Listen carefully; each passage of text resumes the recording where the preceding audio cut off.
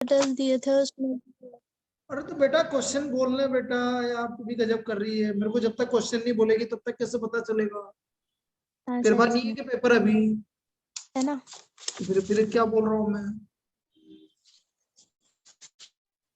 जो फर्स्ट वाला मेजर हुआ था उसमें एक तो 11 वाला क्वेश्चन है। अरे बेटा बिना क्वेश्चन मेरे पास पेपर थोड़ी पड़ा है, मैं क्या बोल रहा हूँ?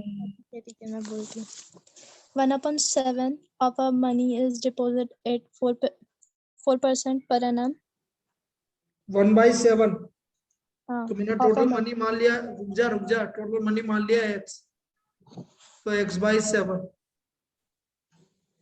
कितना परसेंट रेट ऑफ इंटरेस्ट से? 4% per annum. ठीक है, plus 1/2 of our money deposit at 5% per annum. ये लेफा 1/2 रिमेनिंग And बची, रिमेनिंग ये 6%. 6% से आगे Invest against 730, then deposit amount is क्या क्या? Interest 730 rupees. हाँ बस इसको सोल्व कर लो।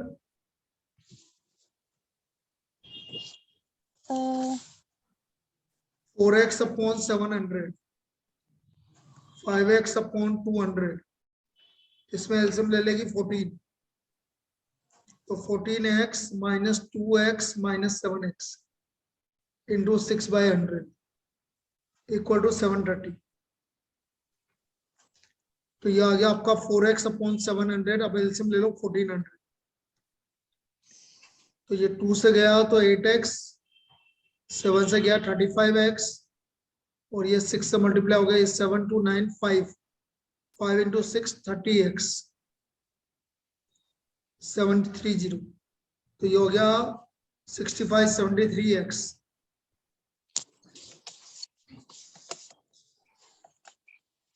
तो x की वैल्यू आ गई 14,000 आया। हाँ सर। और बोलो।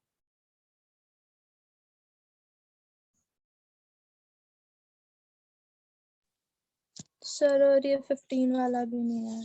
Round deposit ₹12,000 in a bank at 10% per annum and remaining amount deposited in other bank at 20% per annum.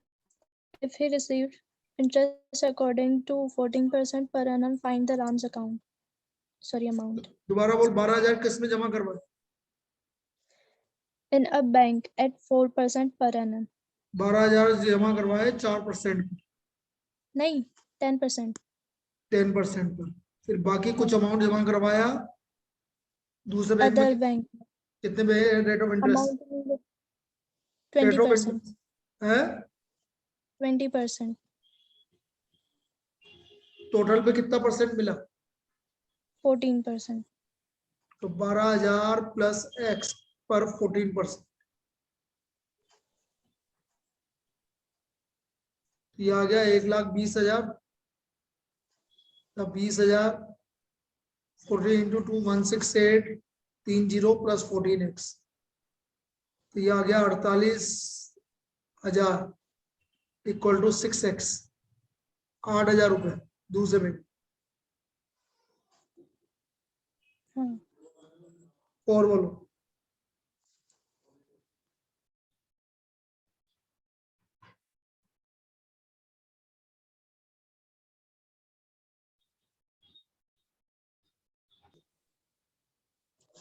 एक मिनट।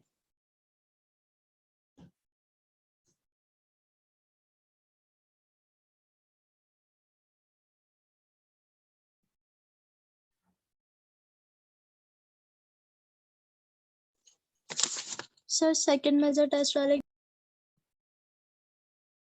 तू तो बेटा पूछती जा, मैं क्वेश्चन बोलती जा, मेरे को ये मत बता कि कौन सा नंबर का है क्या नहीं है। तू तो क्वेश्चन बोलती जा। A person bought a house paying 20,000 cash down 20,000 and के ₹4,000 20,000 20,000 का डाउन पेमेंट किया। केस डाउन पेमेंट दिया उसने, फिर आगे and 4,000 at end of each year. क्या बोला? मेरे को समझ में 20 नहीं आया कुछ भी। starting शुरू से बोलती हूँ मैं, ठीक है।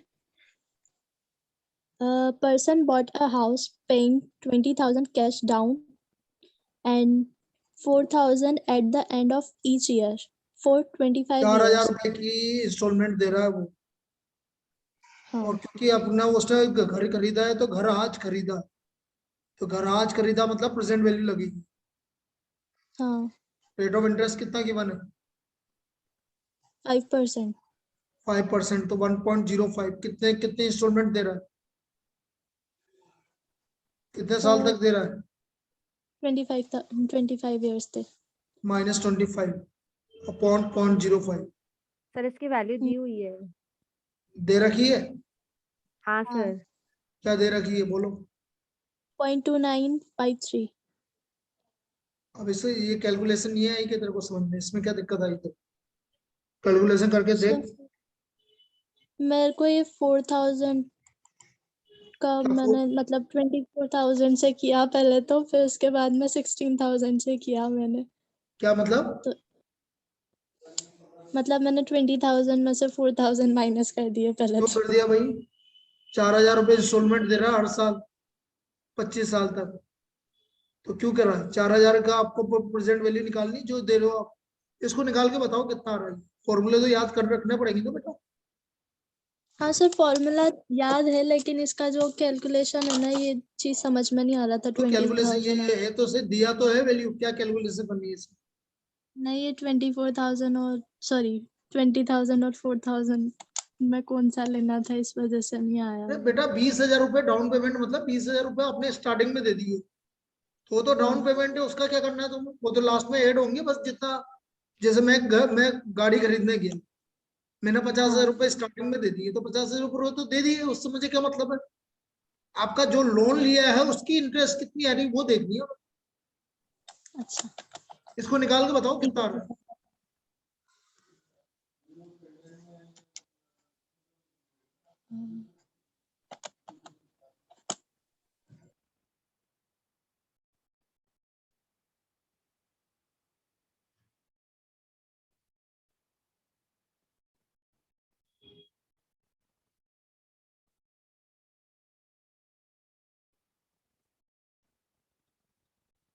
सर मेरे तो इसका आंसर 56376 आ रहा है।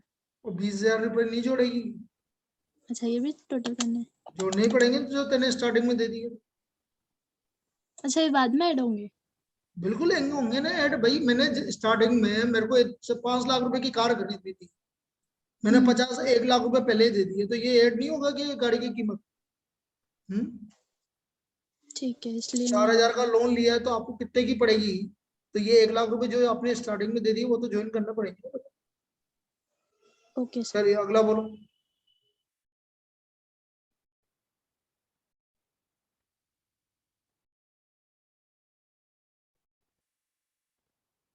बस सर।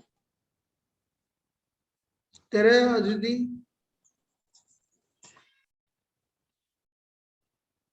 अदिति कोई डाउट? यस सर, एक्चुअली ये सर कॉस्ट ऑफ मशीनरी वाला क्वेश्चन एक पूछना था मुझे। बोलो।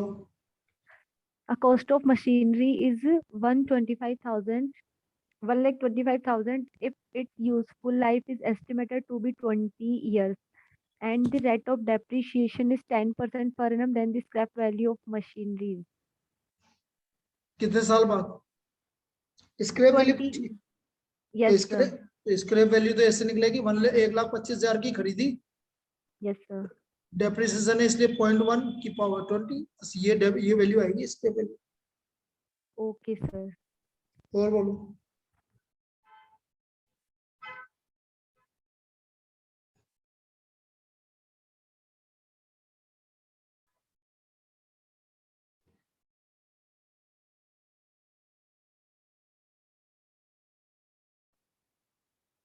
सर और ये एक और क्वेश्चन है।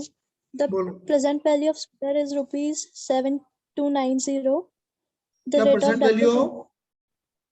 The present value of a scooter is ₹7,290. The rate of depreciation is 10%. What is the value of 3 years ago? 3 साल पहले, तो 3 साल पहले हाँ। मैं मान लेता हूँ पी था, ये तो अभी की कीमत है, 3 साल पहले की निकालनी, मतलब ये निकालनी। और डेप्रिसिएशन कितने का है? 10%।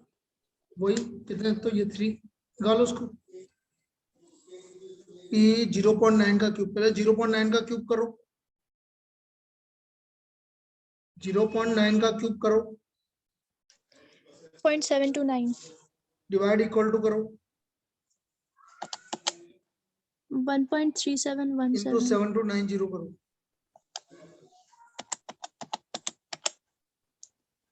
9,999 यानी 10,000 हो गया। 10,000 आ गया। आ गया। और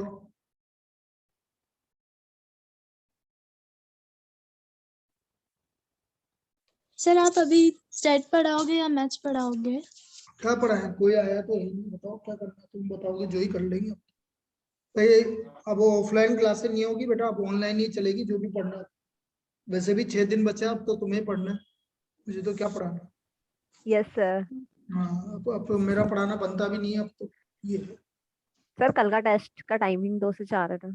2 से 4 ही तो है, ओके सर। 2 से 4 ही है, कल लास्ट टेस्ट है।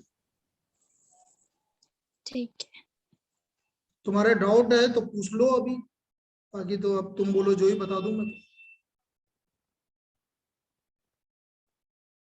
सर आप मैथ्स पढ़ा दो ना, मैथ्स वाला पोर्शन। तो कौन सा पढ़ाऊं, यही तो बोल रहा हूँ मैं तेरे से, और क्या बोल रहा हूँ भाई? कौन सा टॉपिक पढ़ाना है ये बताना तो मुझे। सर प्रोबेबिलिटी में आपने ना वो एक्सपेक्टेड वैल्यू का पढ़ाई थी। मैं तो पढ़ाने के लिए बैठा हूँ ना, अभी पढ़ाने के लिए तो आया हूँ। तुम यस सर तो बोलोगे अभी एक्सपेक्टेड वैल्यू बता दो, तो पहले एक्सपेक्टेड वैल्यू बता दो। यस सर, हाँ बट वो सर। कुणाल सोनी उसने कहाँ पढ़ा हुआ है? कुणाल तो ग्रेट है ना, आया ही नहीं ना, मैं भी क्या करूँ। उसने सुबह आने के लिए मना कर दिया, सर मैं अब ऑनलाइन नहीं आऊंगा, ऑफलाइन नहीं आऊंगा, क्योंकि मेरा टाइम बहुत खर्च होता है आने जाने में। यही तो चक्कर है। सर पढ़ने के लिए तो आना ही पड़ेगा ना। वो तो मैं यही तो बोल रहा हूँ, तो इसलिए अब मैं हाँ? आप ऑफलाइन नहीं ले रहे क्लास, तो ऑनलाइन ही ले लो ना, मैथ्स की और स्टेट की अब तो दोनों। ऑनलाइन नहीं लूंगा ना, अब ऑफलाइन लूंगा ही नहीं मैं अब आज के बाद। आप भले ही 2 घंटे की क्लास ले लो, मैथ्स की भी और स्टेट की भी, हम आ जाएंगे।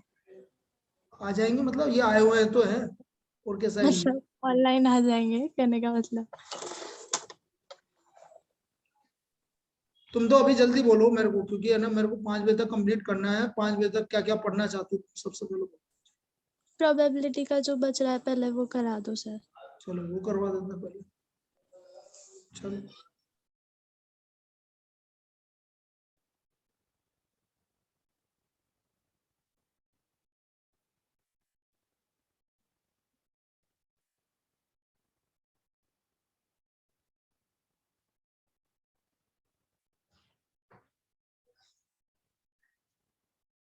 एक्सपेक्टेड वैल्यू,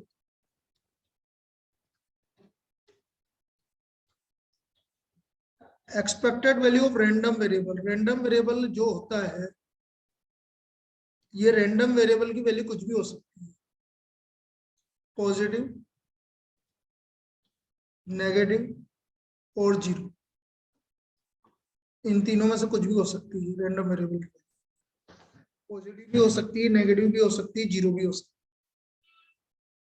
अब ये रैंडम वेरिएबल क्या होता है? जो आपकी कोई सी वैल्यू ले रहा है। जैसे मैं आपको एक एग्जांपल बताऊं, वही a coin is thrown 3 times,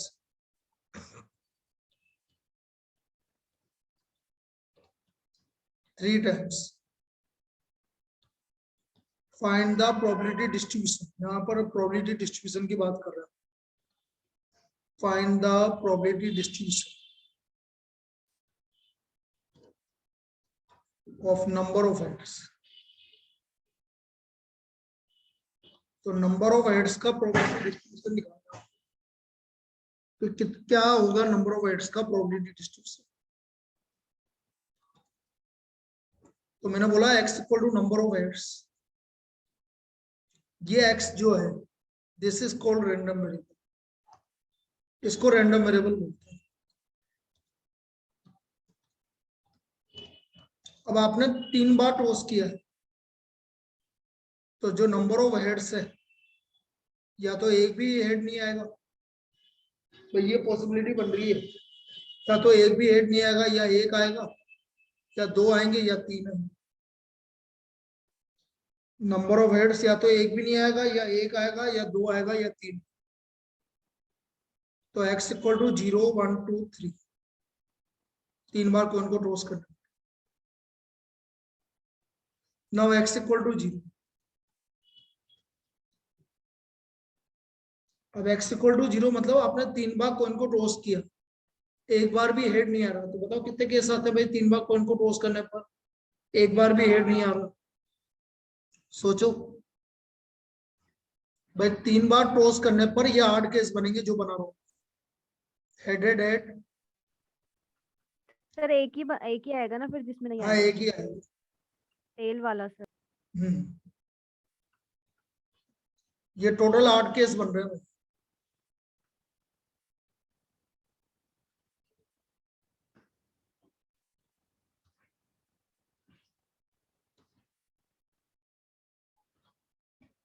अभी बोल रहे हैं एक भी हेड नहीं आ रहा, तो ये वाला केस, तो प्रोबेबिलिटी कितनी होगी 1/8। एक बार भी हेड नहीं आने की क्या प्रोबेबिलिटी हो गई? 1/8।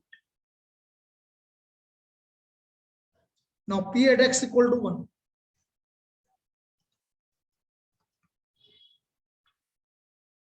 x इक्वल टू 1 का मतलब है आपके एक हेड आ रहा है, तो एक हेड देखो यहाँ कहाँ आ रहा है? 3/8 सर। 3/8 बिल्कुल सही है। ये रहा, ये रहा, ये रहा, 3/8।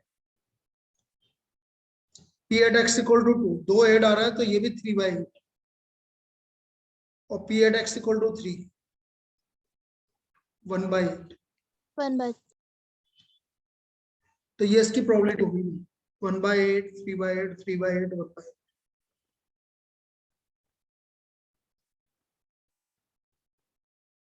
तो आपका जो प्रोबेबिलिटी डिस्ट्रीब्यूशन है वो कुछ इस तरह से लिखा जाएगा। ये x, यहाँ पर px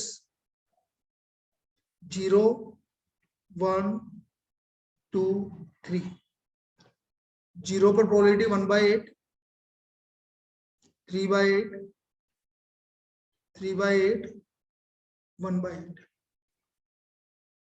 ये इसका प्रोबेबिलिटी डिस्ट्रीब्यूशन है।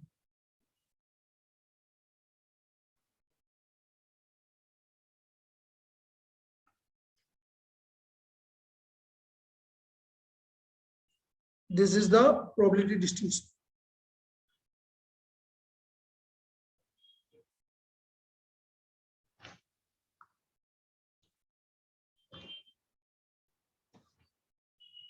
अब इसमें एक चीज और है, सिग्मा पी एक्स, इसका सम हमेशा 1 होगा।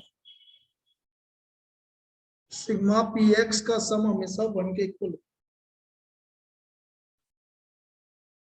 जितनी भी प्रोबेबिलिटी है उनका सम हमेशा 1 के इक्वल होगा। करके देख लो, 1/8 प्लस 3/8 प्लस 3/8 प्लस 1/8, सभी की प्रोबेबिलिटी का सम कितना आ रहा है? 1 आ रहा है। और ये आना ही चाहिए, नहीं आएगा तो गलत हो जाएगा। जितनी भी प्रोबेबिलिटी डिस्ट्रीब्यूशन बन रहा है उनकी सबकी प्रोबेबिलिटी का सम 1 आएगा, उसकी सबकी सब प्रोबेबिलिटी का सम 1 के इक्वल है। हाँ सर। ये क्लियर है यहाँ तक? अब यस देखो सर। यहाँ पर आपको एक चीज होगी, यहाँ पर वो किस किस तरह की प्रॉब्लम पूछ सकता है वो आपसे, ये चीज समझो। जैसे मैंने बोल दिया एक्स, रैंडम वेरिएबल एक्स कुछ भी हो सकता है, पॉजिटिव भी हो सकता है, नेगेटिव भी हो सकता है, और 0 भी हो सकता है। उसी तरह से अभी आगे बात करूंगा, एक्सपेक्टेड वैल्यू भी कुछ भी हो सकता है। अब यहाँ पर वो आपसे पहली टाइप की प्रॉब्लम पूछेगा भाई कि आपको कोई अननोन वैल्यू निकालनी, के की वैल्यू निकालनी। जैसे कैसे, समझना।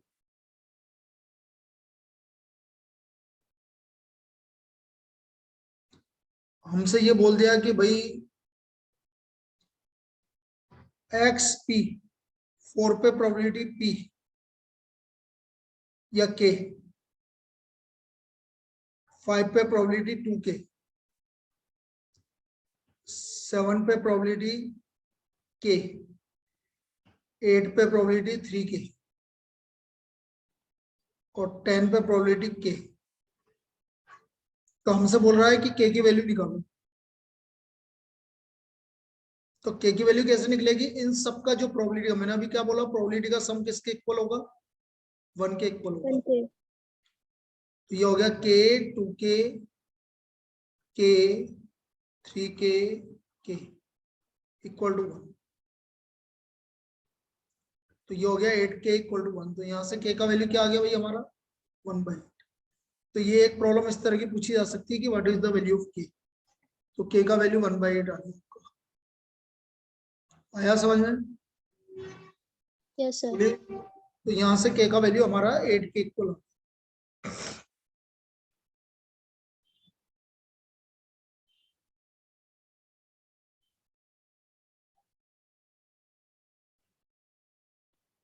चलिए आगे देखो। अब हम बात कर रहे हैं एक्सपेक्टेड वैल्यू। एक्सपेक्टेड वैल्यू जो होता है वो होता है मीन।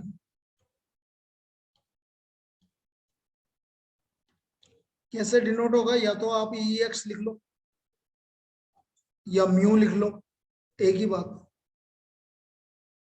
ई एक्स क्या होता है? Sigma P I x I. This is expected value, sigma P I x I. This is the expected value. Variance,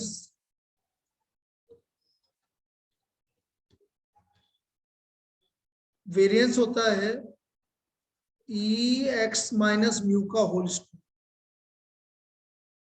mu मतलब एक्स बार, एक ही बात। या ई एक्स स्क्वायर माइनस ई एक्स का होल स्क्वायर। और ई एक्स स्क्वायर को हम कैसे लिखते हैं? Sigma P I x I square minus sigma P I x I का whole square. This is variance, ये वेरिएंस है।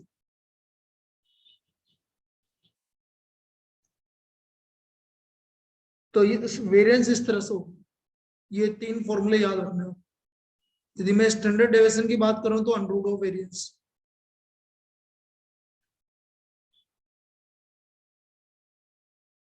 अब कुछ प्रॉपर्टीज है एक्सपेक्टेड वैल्यू की, वो आपको याद होनी चाहिए, फिर क्वेश्चंस करवाते हैं। पहली प्रॉपर्टी है कि कांस्टेंट का expectation value, expected value constant ही होता है। कोई भी कांस्टेंट है उसका एक्सपेक्टेड वैल्यू वही का वही आता है जो कांस्टेंट। ई के इक्वल टू के।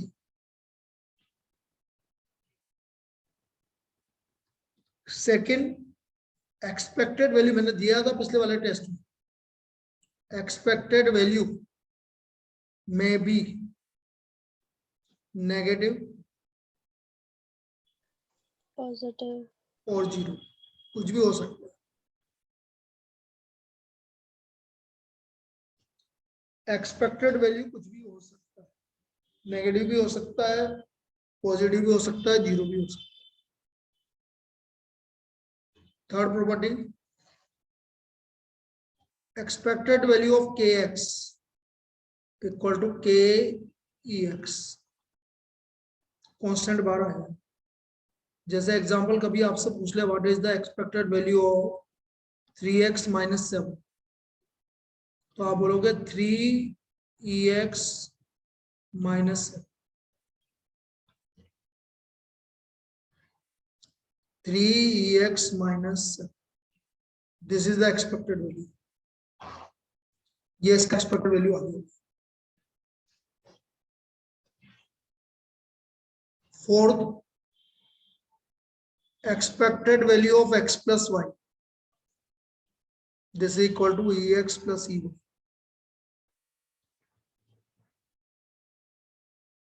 माइनस होगा तो माइनस,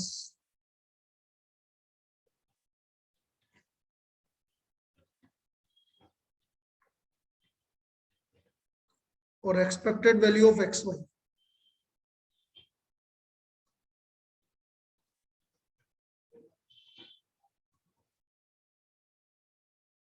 यह है।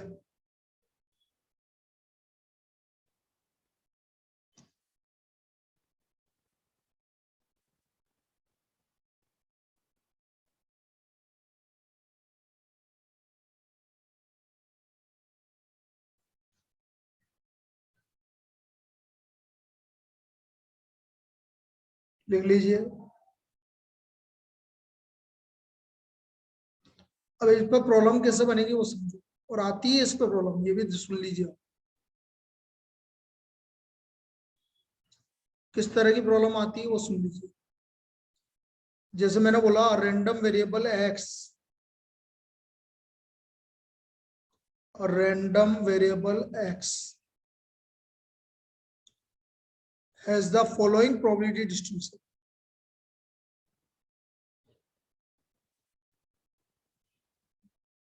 Following probability distribution. Given है आपको x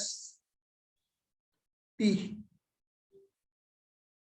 4 की probability 0.15, 5 की probability 0.20, 7 की probability 0.40, 8 की probability 0.15 और 10 की probability 0.10। तो मुझे निकालना है, सबसे पहले मुझे ये निकालना है v 3x माइनस 4 निकालना है एंड e 5x माइनस 7 निकालना है। ये दो वैल्यू निकालनी है मुझे, e 5x माइनस 7 और v 3x माइनस 4। v मतलब अरे v का मतलब वेरिएंस, v का मतलब है वेरिएंस।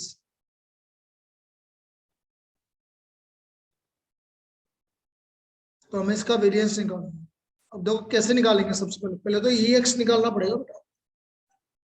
ex क्या होता है मैंने बताया था आपको, ex होता है सिग्मा pix। करो, 4 को 0.5 से मल्टीप्लाई 15 से मल्टीप्लाई करो, कितना आ रहा बता दो। चलो बोलो भाई, इन दोनों को मल्टीप्लाई करके बताओ। 0.6। 0.6। 5 को 0.2 से मल्टीप्लाई करोगे 1। 7 को 0.4 से करोगे 2.8। 2.8। 1.2 और 1 1 कितना रहा? 6.6 है सर। कितना? 6.6 ये तो आ गया ex, ये हमारी इसकी एक्सपेक्टेड वैल्यू आ गई।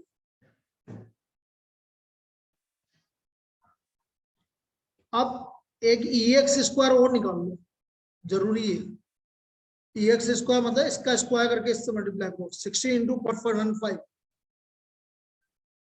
16 इंटू 0.15, 2.4। 2.4, 25 इंटू 0.2, 5 आएगा सर। 5 है। 49 इंटू 0.4,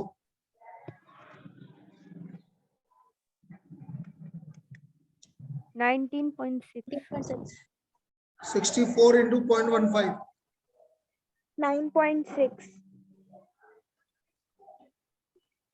और 10 इन 100 इंटू 0.1, 10। 10 आएगा सर। टोटल कितना आ रहा? 46.6। अब मुझे ये तो एक्सपेक्टेड वैल्यू आ गई, मुझे वेरिएंस निकालना है। वेरिएंस ऑफ एक्स मैंने क्या बोला था, ex स्क्वायर माइनस ex का होल स्क्वायर, मतलब 46.6 माइनस 6.6 का होल स्क्वायर करके बताइए कितना आ रहा। वेरिएंस ऑफ एक्स कितना आ रहा? 3.04। 3.04, बिल्कुल सही आ रहा। 04। चलो ये तो हमारा एक्सपेक्टेड वैल्यू आ गया और वेरिएंस ऑफ एक्स आ गया, दो चीज आ गई। अब हमसे जो पूछा गया उसकी बात कर लीजिए, इतना कॉपी कर लीजिए, या समझ में आ गया तो बहुत बढ़िया बात है, देख लीजिए।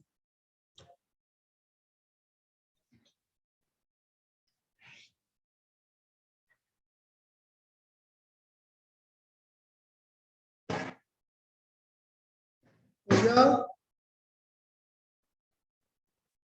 Yes sir।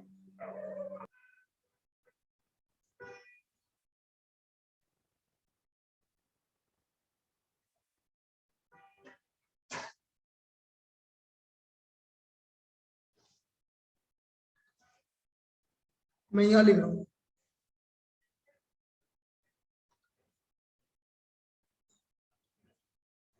सबसे पहले मुझे निकालना है E5x माइनस 7 निकालो।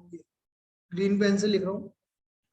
तो मैंने क्या बोला, इसका 5EX माइनस 7 हो गया। 5EX की वैल्यू कितनी है? 6.6 माइनस 7 निकालो भाई। 33 माइनस 7, सही बोला मैंने? 26। ये तो हमारा इसका आंसर आ गया।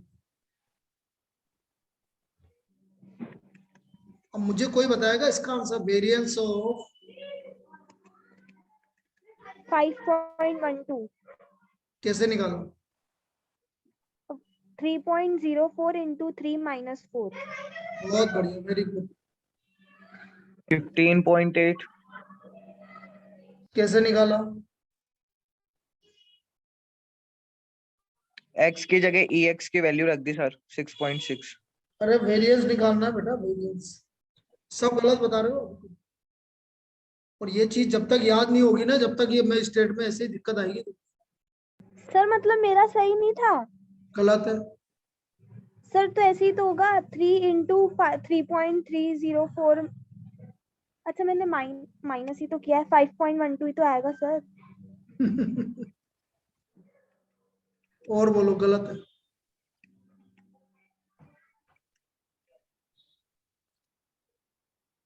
क्या निकालना है? दोबारा पूछ रहा हूँ, क्या निकालना है? वेरिएंस। वेरिएंस वेरिएंस किस पे डिपेंड करता है?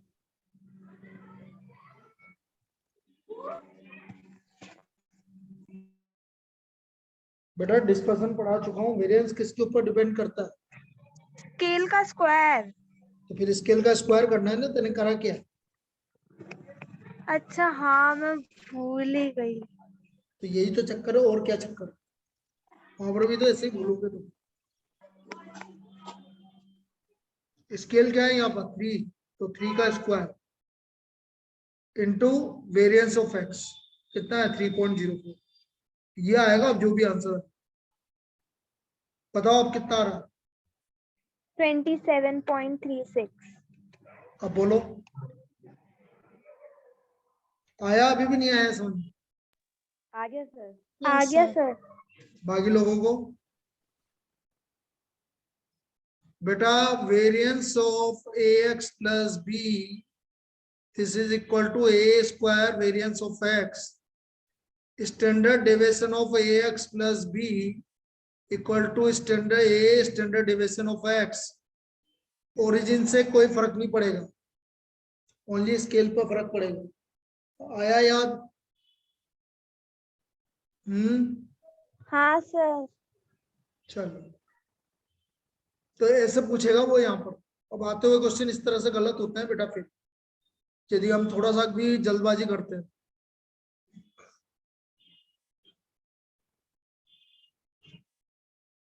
नेक्स्ट देखो,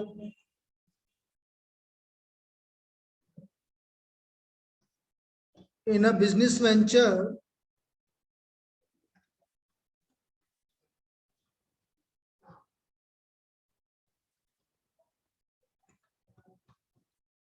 a man can make a profit of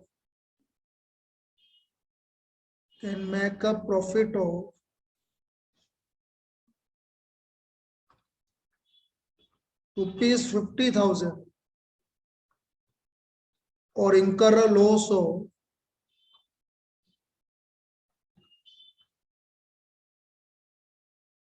rupees 20,000. The probabilities of making profit or incurring loss, the probability of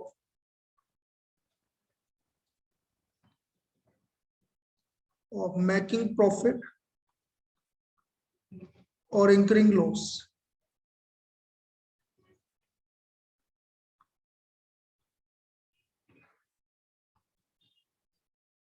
From the past experience,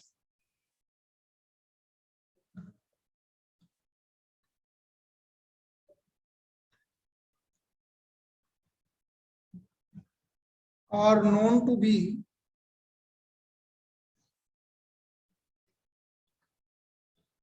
(0.75 and 0.25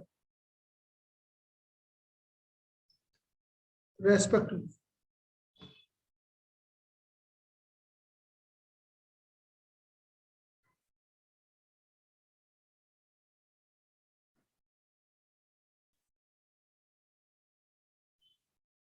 what is the expected profit?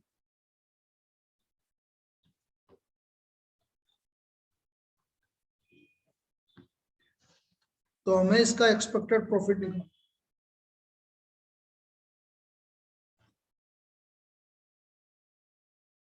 X P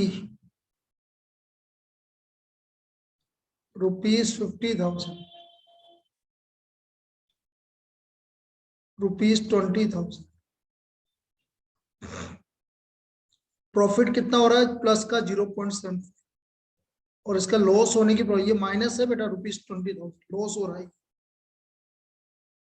ये -20,000 तो 0.25।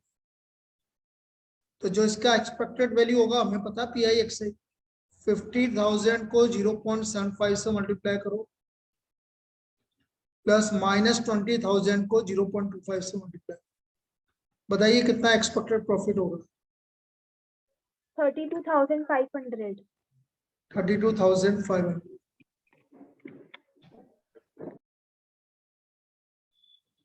ये इसका expected profit आया, बोलिए। Yes sir.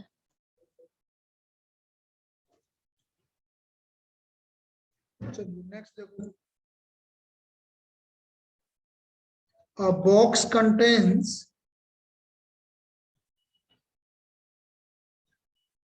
12 electric lamps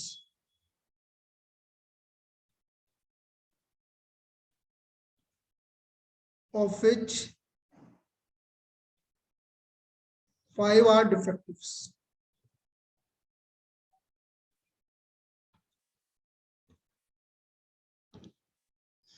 A man selects